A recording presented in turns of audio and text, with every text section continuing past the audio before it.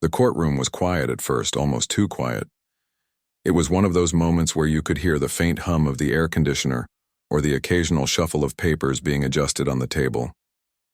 People sat stiffly on the wooden benches, some leaning forward slightly, others crossing their arms as if bracing themselves for what might come next.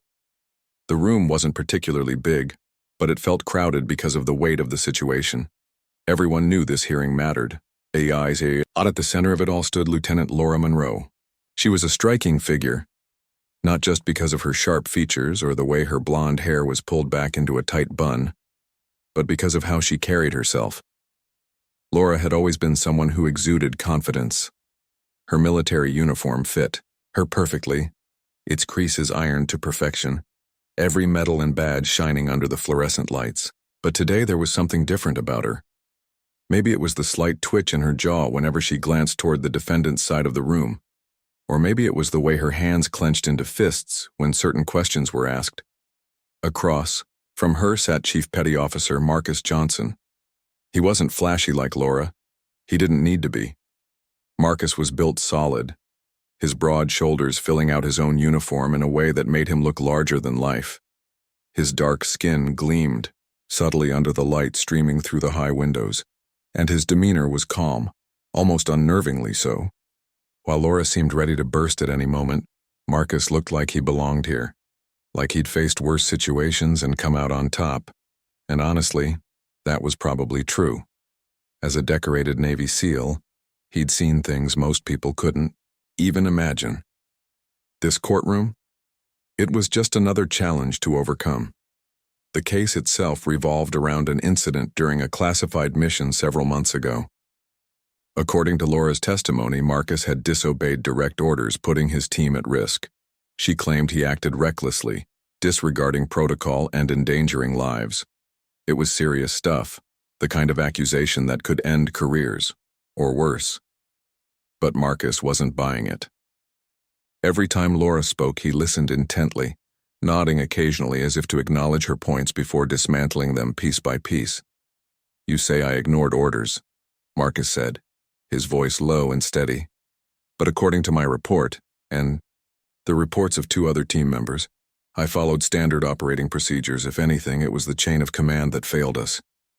Laura shot him a glare, her lips pressing together tightly.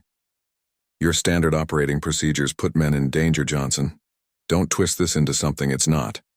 Marcus leaned forward slightly, resting his elbows on the table. "I'm not twisting anything, Lieutenant.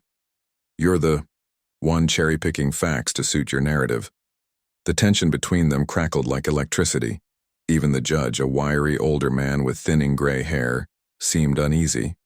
He tapped his gavel lightly against the wooden block in front of him, a reminder that decorum needed to be maintained.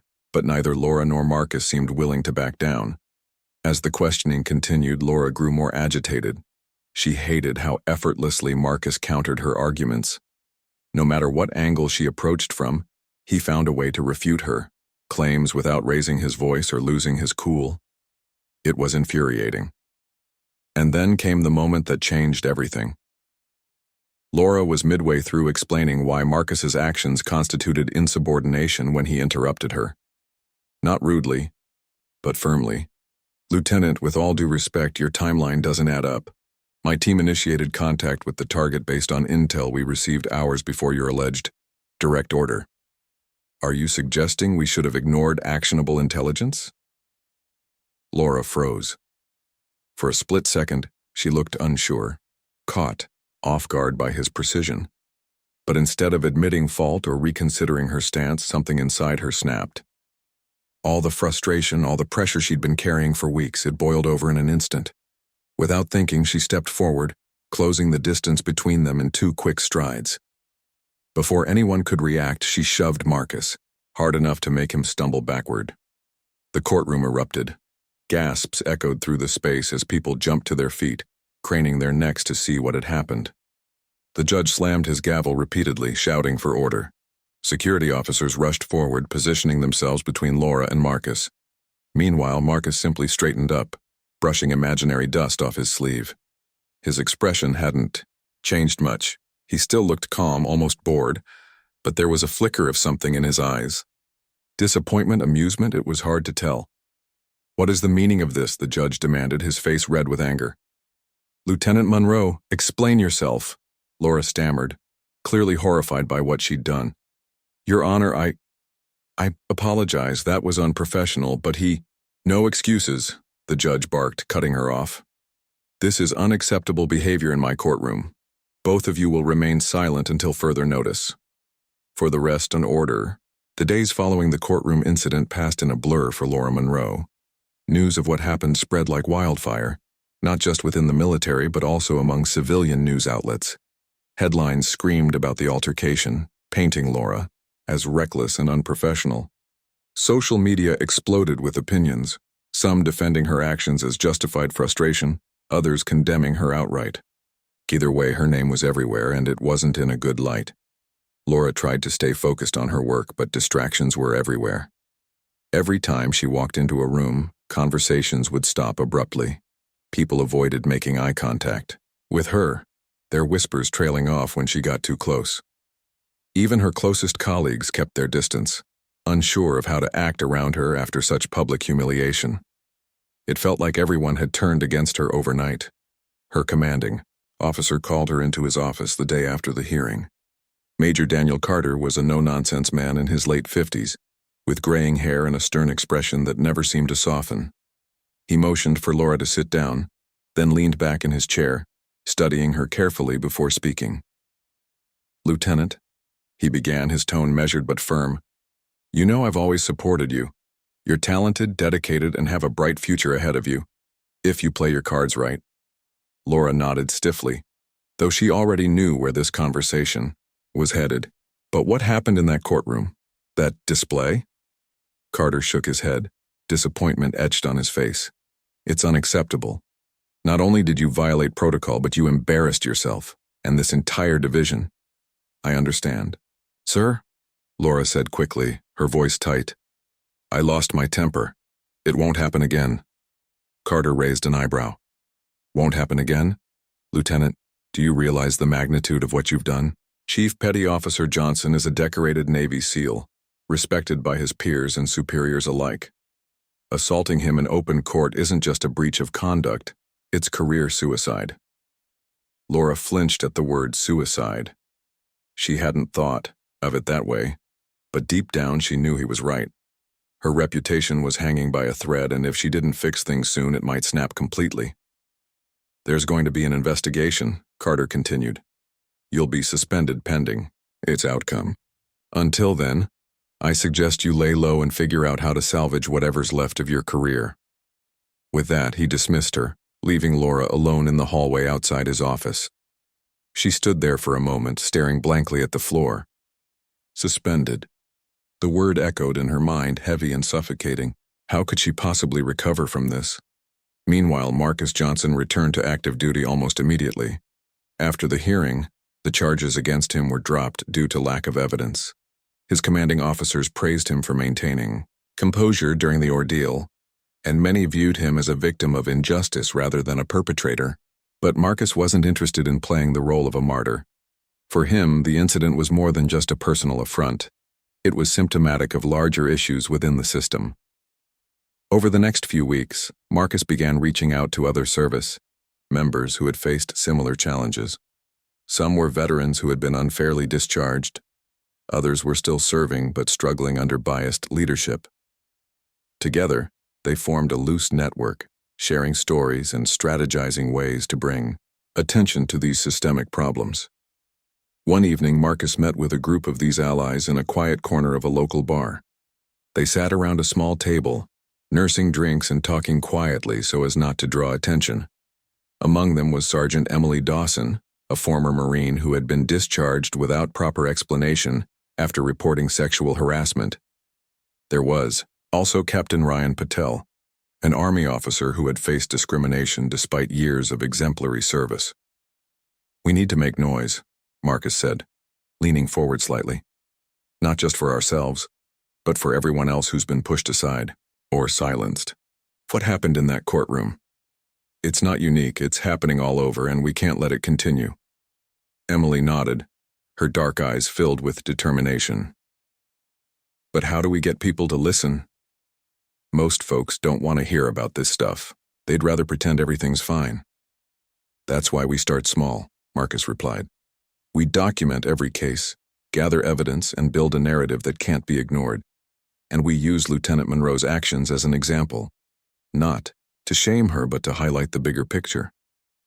Ryan frowned, swirling the ice in his glass. You really think she'll cooperate? After everything? Marcus shrugged. She might not. But either way, she's part of this story now, whether she likes it or not. As Marcus and his allies worked tirelessly behind the scenes, Laura found herself spiraling further into despair. Days turned into weeks and the isolation became unbearable. She spent most of her time holed up in her apartment, avoiding calls and messages from friends and family. Even grocery shopping felt like a monumental task, knowing she might run into someone who recognized her. One afternoon, while flipping through TV channels, Laura stumbled upon a news segment featuring Marcus. He was being interviewed by a popular journalist, discussing accountability and integrity in leadership. Watching him speak so confidently, so passionately, made her stomach churn. Here she was, hiding away in shame, while he stood tall, using the incident to push for change. He doesn't even care, Laura muttered to herself, turning off the TV. He acts like nothing bothers him. But deep down, she knew that wasn't true. Marcus cared. A lot. That was the problem. He wasn't letting this go because he saw it as an opportunity to expose flaws in the system, flaws that Laura, whether intentionally or not, had helped perpetuate. Her phone buzzed on the coffee table, snapping her out of her thoughts. It was a text from Major Carter. We need to talk. Come to my office tomorrow morning. Laura stared at the message for a long time, dread settling in her chest. Whatever Carter wanted to discuss, it couldn't be good. Still, she had no choice but to show up. For now, all she could do was wait, and hope she hadn't burned every bridge she'd ever built. The auditorium buzzed with anticipation as service members filed in, taking their seats among rows of wooden chairs. This wasn't just any gathering. It was a mandatory ethics seminar hosted by the Department of Defense, and everyone knew it, carried weight. High-ranking officials had been invited to speak, sharing insights on leadership, accountability, and reform within the military. But no one expected the keynote speaker to be Chief Petty Officer Marcus Johnson. Laura Monroe sat near the back of the room, trying to blend into the crowd. She hadn't wanted to come, but attendance was non-negotiable. As she settled into her seat, she scanned the stage, dreading what might unfold. When Marcus stepped up to the podium, her stomach tightened. He looked exactly as she remembered. Calm, composed, and radiating authority. But this time there was something different about him. Maybe it was the way he commanded the room without saying a word, or maybe it was the quiet confidence that seemed to grow stronger with each passing day. Marcus began his speech by thanking the audience for their dedication to service. His voice was steady, his tone measured but warm.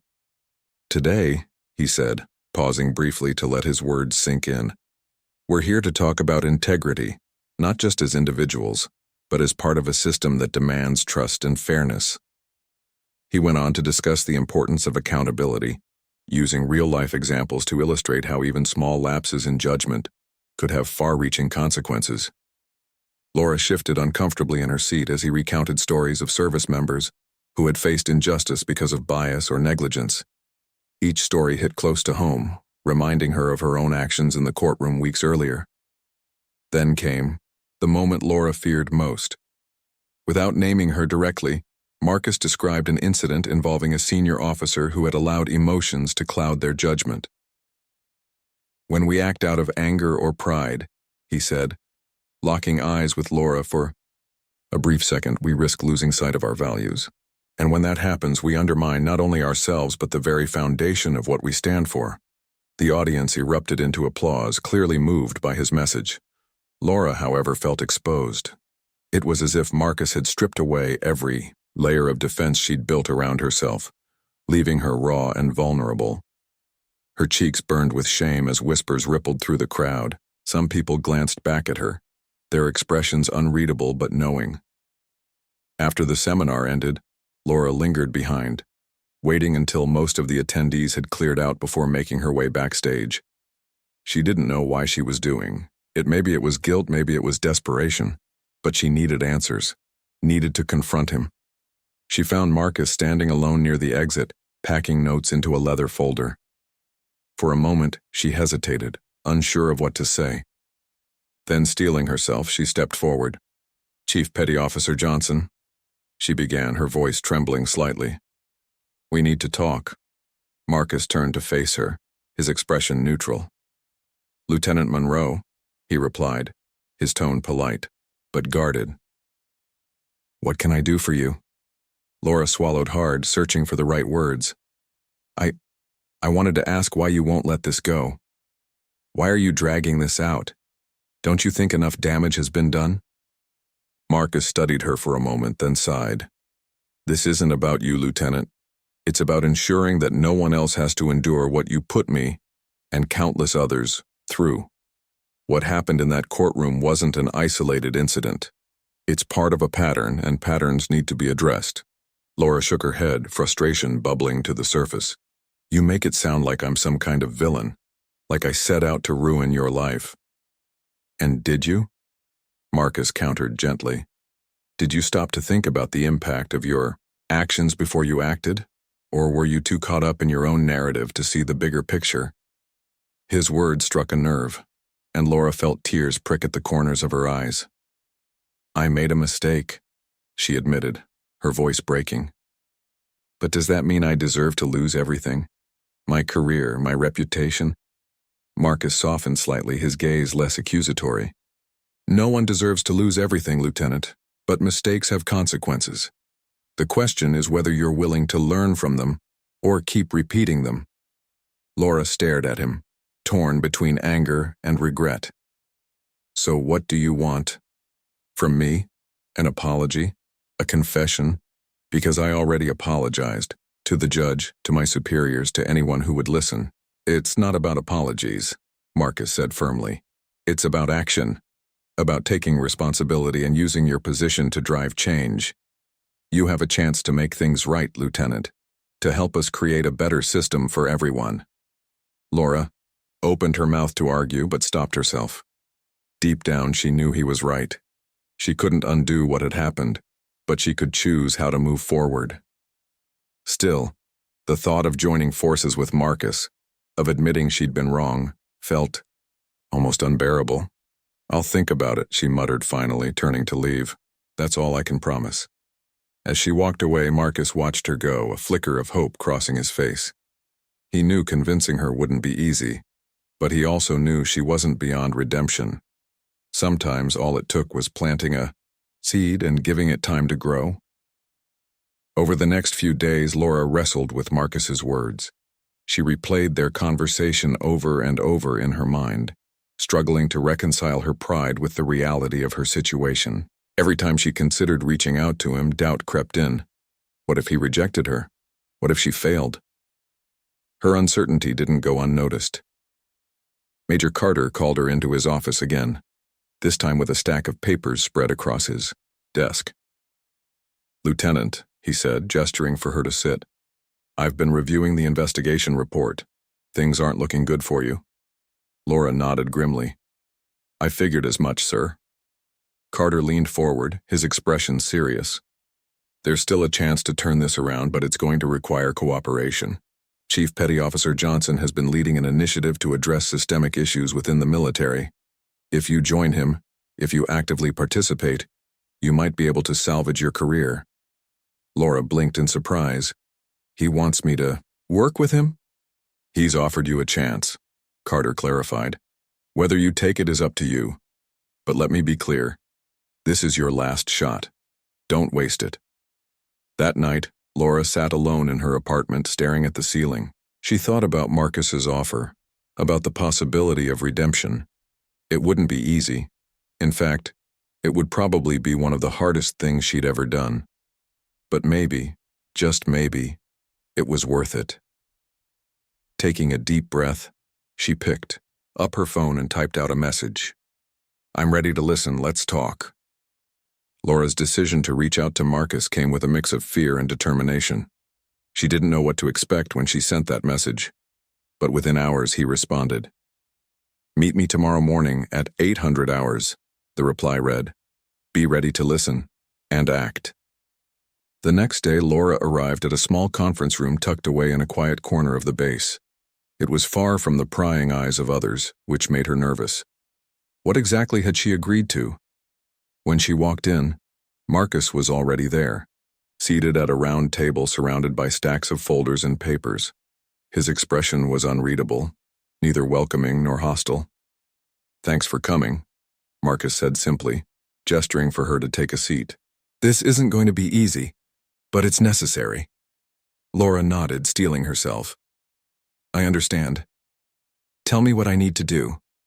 Marcus slid a thick folder across the table toward her. Inside were documents detailing cases of misconduct, bias and corruption within the military, far more than she'd imagined existed. Some involved high-ranking officials who had abused their power, while others highlighted systemic failures that left service members without proper support or justice. "These are just a few examples," Marcus explained. "We've been gathering evidence for months, but exposing this kind of wrongdoing isn't enough. We need insiders like you to help us push for real change." Laura flipped through the pages, her heart sinking with each new revelation.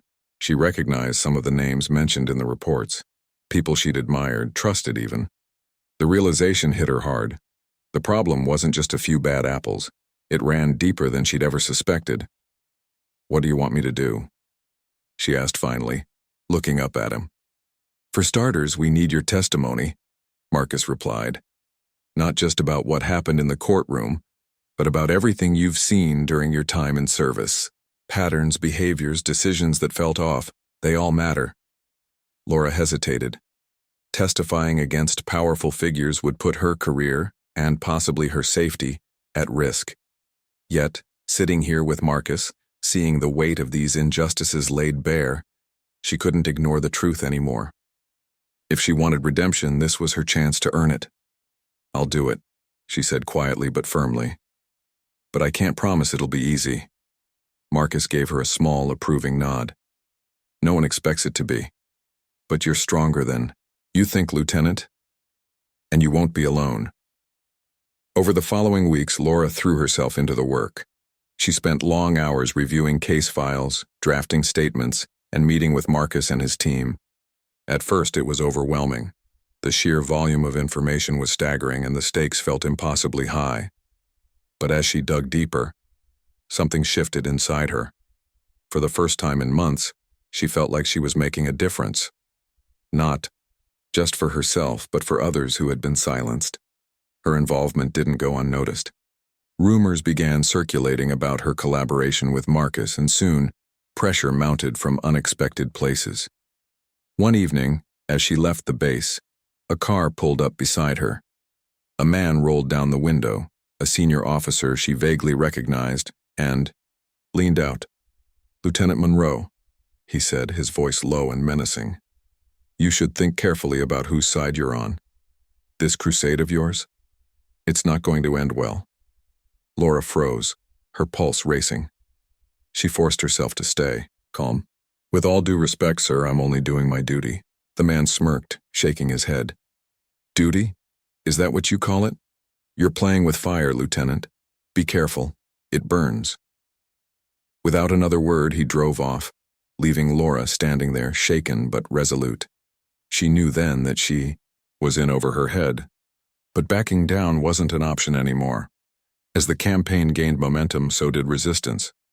Powerful figures within the military establishment began fighting back, using every tool at their disposal to discredit Marcus and his allies. False accusations surfaced, painting them as troublemakers intent on destabilizing the system. Anonymous sources leaked distorted versions of their efforts to the media, framing them as radicals rather than reformers. Laura found herself at the center of the storm. Her name appeared in headlines alongside Marcus's, often accompanied by harsh criticism. Friends stopped calling, colleagues avoided her, and strangers glared at her in passing. Even her family grew distant, unsure of how to reconcile the person they knew with the public figure vilified in the news. Despite the backlash, Laura refused to give up. With Marcus's guidance, she learned to navigate the chaos, finding strength in the shared mission. Together, they uncovered damning evidence, linking several high-ranking officials to corrupt practices. Emails, financial records, and witness testimonies painted a clear picture of abuse of power and cover-ups. One night, after another grueling day of preparation, Laura sat with Marcus in the same conference room where they'd first met. They were surrounded by empty coffee cups and scattered papers, the air thick with exhaustion and resolve. "We're close," Marcus said, breaking the silence. "Close enough to make them nervous. That means we're on the right track." Laura sighed, rubbing her temples. "It feels like we're running out of time. Every step forward feels like 2 steps back." Marcus leaned back in his chair, studying her. "Change never comes easy, especially when people have something to lose. But trust me, we're closer than they realize." Just then, Ryan Patel burst into the room, his face flushed with excitement. "You're not going to believe this," he said, holding up a flash drive. "I got access to classified communications between some of the top brass. It's proof. They've been orchestrating the smear campaign against us." Laura and Marcus exchanged a glance, both realizing the significance of the discovery.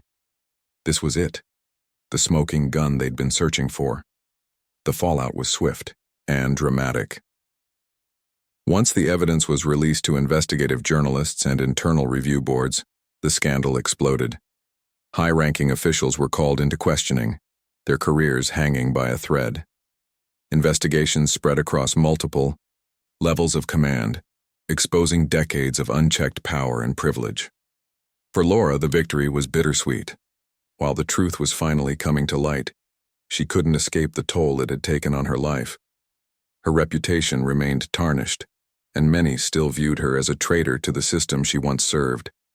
Yet, amidst the chaos, she found solace in knowing she'd done the right thing, even if it cost her everything. As the dust began to settle, Laura received a summons to appear before a special committee tasked with addressing the findings. Standing before the panel, she delivered her testimony with clarity and conviction, laying bare the flaws she'd witnessed and experienced firsthand. When she finished, the room fell silent, the weight of her words sinking in.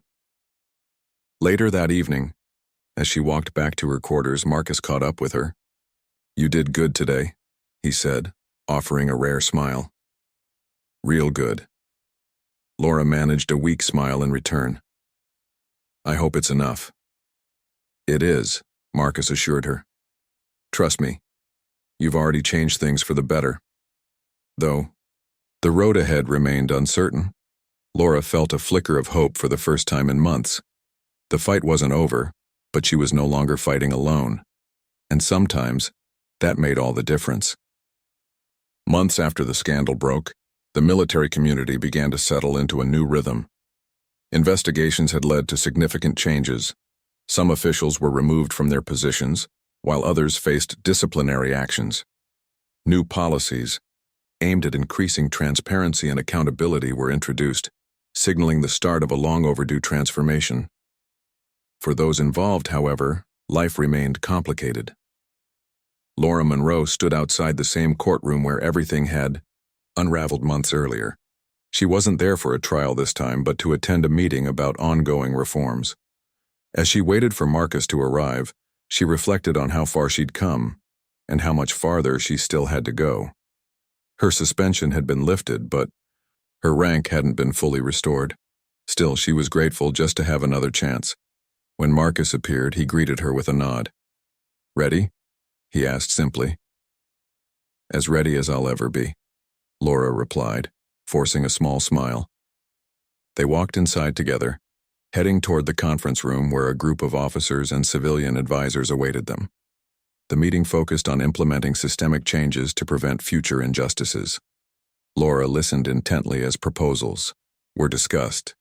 Better training programs, stricter oversight mechanisms, and improved channels for reporting misconduct. Each idea represented progress, but Laura knew real change would take time. It wouldn't happen overnight, and it certainly wouldn't happen without resistance. After the meeting ended, Marcus pulled Laura aside.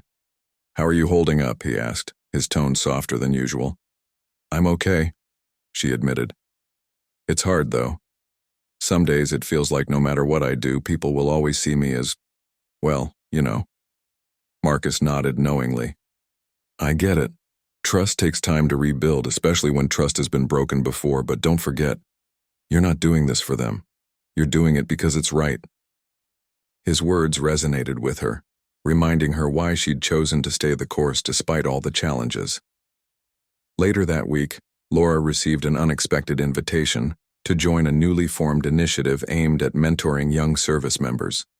The program sought to foster leadership skills while emphasizing ethics and integrity. At first, Laura hesitated. Could she really inspire others when her own mistakes were so fresh in everyone's minds? But Marcus encouraged her to accept. "You've got a story to tell," he said. "One that can help people learn from your experiences, not just your failures, but your growth too." With some reluctance, Laura agreed. Her first session took place in a small classroom filled with eager recruits. They ranged in age and background, but they shared one thing: a desire to serve with honor.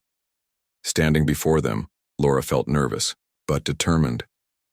"I'm not here to lecture you," she began, pacing slowly as she spoke. "I'm here to share my mistakes and how I'm working to fix them. Because let me tell you something, even the best of us mess up. What matters isn't avoiding failure, it's learning from it." She went on to recount her journey, leaving out nothing. She talked about her arrogance, her anger, and the moment she shoved Marcus in the courtroom. She described the fallout, the shame, the isolation, the fear of losing everything. And then she spoke about redemption, reaching out to Marcus, joining the reform movement and finding purpose again. By the end of her talk, the room was silent. The recruits stared at her, their faces reflecting a mix of awe and admiration. One young woman raised her hand tentatively. "Lieutenant Monroe," she said, "how did you find the courage to keep going after everything that happened?" Laura thought for a moment before answering. "Honestly, I didn't feel brave. Most days I felt scared, but I realized something important. Running away wouldn't solve anything. Facing my mistakes head on, even when it hurt, that's what gave me strength." The response from the recruits was overwhelming. Many approached her afterward, thanking her for her honesty. Some shared their own struggles, seeking advice or reassurance. For the first time in years, Laura felt like she was making a positive impact, not just on herself, but on others. As weeks turned into months, Laura continued working alongside Marcus and his team. Together, they expanded their efforts, reaching more bases and recruiting allies who believed in their cause. Their campaign gained national attention, inspiring similar movements within other branches of the military. One evening, as they wrapped up another long day of planning, Marcus turned to Laura with a thoughtful expression. "You've come a long way, Lieutenant. I'm proud of you." Laura smiled faintly, touched by his words. "Thank you, Marcus. I couldn't have done it without you, or your patience." He chuckled lightly. "Patience is overrated. Sometimes, people just need someone to believe in them, even when they don't believe in themselves." Their conversation shifted to lighter topics, and for the first time in a long while, Laura felt a sense of peace. She still had a lot to prove, both to herself and to others, but she no longer carried the weight of her past alone. She had found a new purpose, one rooted in helping others avoid the pitfalls she'd once fallen into. The story concludes with Laura standing on a stage at a military symposium, addressing a crowd of service members and civilians alike. Beside her stands Marcus, his presence a reminder of the partnership that had changed both their lives. As Laura speaks passionately about accountability, resilience, and hope, her voice carries confidence and conviction. "We're all human," she says, looking out at the audience. "We make mistakes. But if we face those mistakes honestly, if we commit ourselves to doing better, we can build a brighter future. not just for ourselves, but for everyone who follows in our footsteps. The crowd erupts into applause, and Laura allows herself a moment of quiet pride. The road ahead remains uncertain, but for now she knows she's exactly where she's meant to be.